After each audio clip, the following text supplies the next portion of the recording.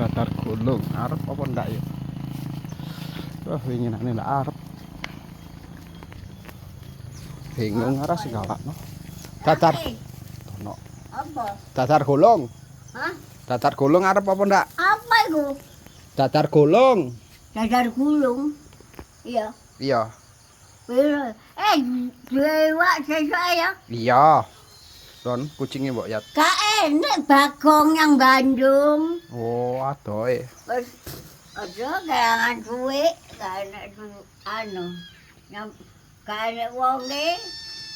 Anu nek kongkon ngimbui apa iku jenenge? Buluane iki. Nah. Apa iku pira iku ya? 2000, 2000. Dewa, sesuk Iya. dewa. Iya. Ndak usah bayar, ndak apa-apa. Pira lah dewa? 200. 2000. Iya. 2000. Pira? 2000. 2000. 2000. Iya. Sesuk ya. Sesuk 8000. Apa itu? Susuke. Apa itu?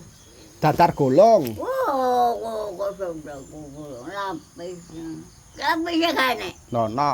Wah, Wingi nandi kok ndak ono wingi. Ya, iya kan? wingi nandi wingi. Wingi nandi. Bagong yang Bandung. Oh. Enggak enak di rumah suwung. Apa gel aku? Ambek Cara sapa? suwung buluane becak kon ngimbui. Sapa ngeterno? Hah? Sapa ngeterno? Yang apa? Ngeterno. Sing ngeterno. Sing ngeterno sapa? Becak. Becak. Kok kan ngono. Lek kene kok. Jalo imbu. Jalo imbu 3.000 ya tak imbu wis. Pada kadung ditumpaki. Iya. Oh jarene.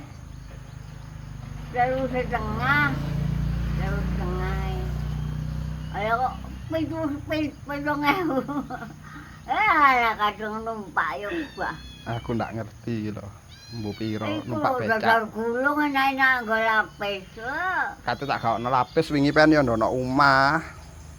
Dewa iki piro? 2000. Hah? 2000. 3.000. 2000. Lha kowe wae iki. Iya. Kok ndak dimasak? Goreng iki. Kok ndak dimasak? Nek gak tak goreng tak cakum.